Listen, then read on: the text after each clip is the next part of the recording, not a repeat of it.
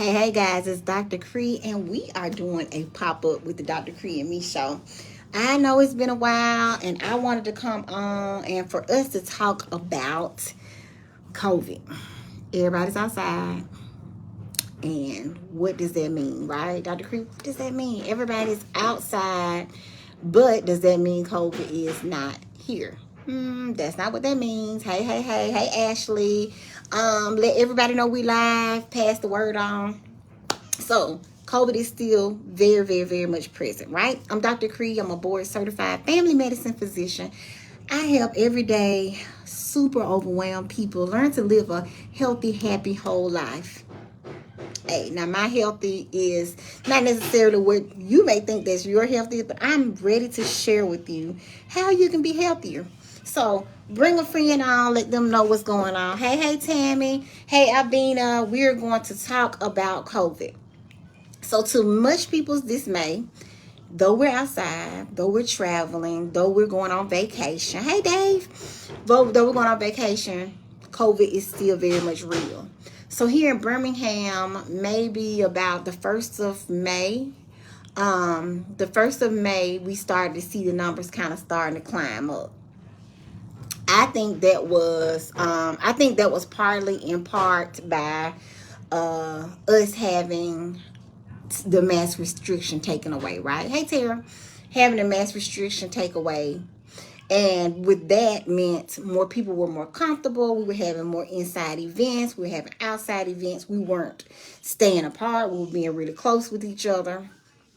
Well, just because they said you don't have to do it, you still need to be cautious. So my advice to people who are wanting to be outside, wanting to have fun during COVID is, one, know who you're with, right? Know your audience.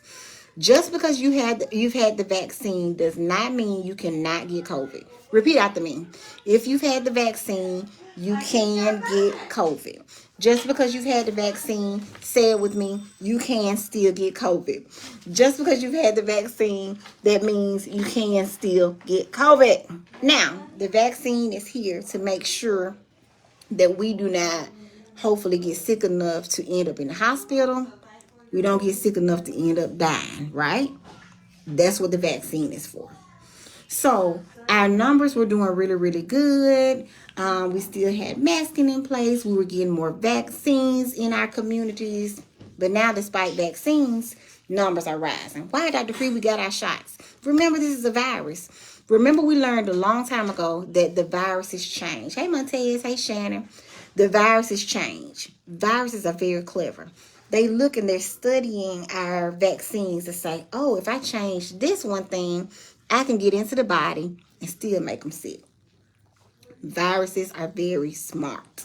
So just think about our flu virus. The flu virus is always changing. So remember, when we get our flu vaccine, they try very hard to get the suspected strain of flu that we're looking to be exposed to for the season. But you really don't know. So we have all these different kinds of flus, flu A, flu B, that kind of thing. So sometimes you get your flu shot and it's only going to protect you 30% of the time. However, if you get the flu, you still do not end up dying from the flu most of the time because, one, so many people have been vaccinated around you. Two, there's a treatment for the flu, which we'll talk about COVID treatments soon. And then enough of the people in the world have been getting vaccinated over and over again. So my suggestion is that we need to have your mask handy. So if I was at the World Games last night, if we walked through a big crowd, I pull my mask up. If we were sitting and we had a little space, I pull my mask down because it's really hot. It's really humid. So it's really hard to sit outside for 3 hours and just to have this mask on. So I get that. So know where you are. Go up and down, up and down, up and down, okay, if you need to. Or keep the mask on your arm. Hey, Michelle. Keep the mask on your arm. Have a mask with you no matter where you're going. Lots of places, masks are optional. In our office, masks are still mandatory. We were buying masks, and people were just, taking advantage of that. We'll just get a mask when we get there. No, keep mask in your car. So in the event that you have an event, hopefully it's outside. Outside is a little bit safer than being inside and closed in. I'm still a lot leery about eating out at restaurants, right? I don't want to eat where we're having buffets.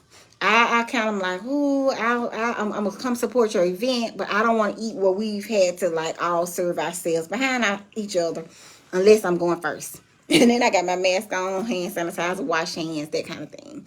So these are things I want you to think about. COVID numbers in Birmingham are rising, ticking up, ticking up, ticking up, because we've gotten too comfortable. Let's talk about treatment. So there's USHELD, EUSHELD, and there's Paxlovid. Paxlovid got a little bit of heat when it first came out. These are not, of course, FDA approved treatments. They are just like emergency use treatments, just like the vaccines were in the beginning. So Paxlovid can interact with your cholesterol medicine. It can have interaction with lots of medicine. So before you say, oh, I got COVID, I want to start this medicine, please have a conversation with your physician so that you know to say, man, are there any pills I need to stop in order to take this medicine? And I try and keep people off their cholesterol medicine a couple of days later. It is very nasty, y'all. It's a 5-day course. It tastes very metallic. And you make that decision based off of your risk factors if you need to be on this medication. I've not written a whole lot of prescriptions because I saw people having what's called rebound COVID symptoms. So they would get better, and then all of a sudden they start feeling bad again. Hey, Latrice, start feeling bad again. Or they were negative, then they pop positive again. So I was like, I'm not sure about this. So if people call and request it, we look at their history, we look at their records, and then we have the conversation, right? So have the conversation about whether you should be getting a pill treatment. A lot of the IV treatments that we have been using, the virus have eluded that. They're not actually using that, because when we had COVID in September, we were able to get the IV the same day as our positives. We're not getting that as much because the virus is smart. So just because you got COVID a month ago, we're not protected for 90 days like we used to be, y'all. So remember, we were protected for 90 days. We were good. Nope, not anymore, okay? Not anymore. We are not protected the way we were because there's so many different strands. Remember, we have the first variant. We got Alpha, we got Delta, we got Omicron now. We have Omicron. And so you can have B4A, B5A. So you can get one strand of COVID today. 2, 3 weeks, 4 weeks later, you can get the next strand. What does that mean?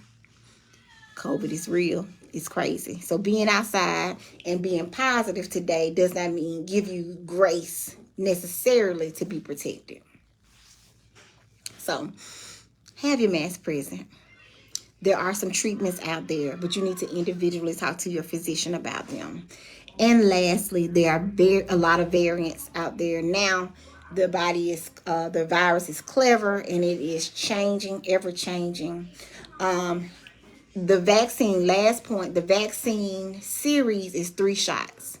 If you've only gotten 2 shots, you are not fully vaccinated. Say that with me. 3 shots. So you remember we got our first shot, then either 2 weeks or 3 weeks later, you got your second shot. Then it was like 6 months later, you got your third shot. So 3 shots. If you've not gotten all 3 shots, you're not protected. So now we're at the 4th booster, and that is approved now for 50 years old or higher, or if you're immune suppressed, you can get your 4th one, and that's between 4 and 6 months after having your shot. Now kids, let's talk kids. Kids can get vaccinated. Zoe's gotten all 3 of her shots, but it has the first 2 shots are just like ours. They have Pfizer, which is approved now from 6 months up. And Moderna is going to be approved for that age range, I think, soon. They'll be approved as far as the 3rd shots. So the kids, they get it just like us. And if it's been almost 6 months, 5 months, 6 months, they can get their 3rd shot. Kids have been dying from COVID. In the beginning, remember, we thought kids were resilient, they were protected, nothing bad has happened to kids. Not the case. We have seen kids dying from it. Kids have been getting long haul COVID symptoms. I know one little girl in our area, she's has a feeding tube. She has got a lot of GI issues. She is really struggling. So this is not something that is kids are being able to walk away scot-free. Hey, Dr. Dina. So talk to your pediatrician about getting your kids vaccinated. Have a good conversation, a well-informed conversation. Not I Googled it conversation. Not they said it on Facebook. Talk to your kid's physician and make the most informed decision. So 3 shots means you're fully vaccinated. If you only have 2, you're at more risk as our numbers are rising. So 4-year-olds can get the shot now? Yes, they can. There's a recently this happened. So, and you probably, Shannon, can go to a pharmacy. Zoe got hers at CVS out here in Trustful. It was really, really easy. They were prepared for kids. So, yep, now it's approved for that. So, if you have any questions, put them here.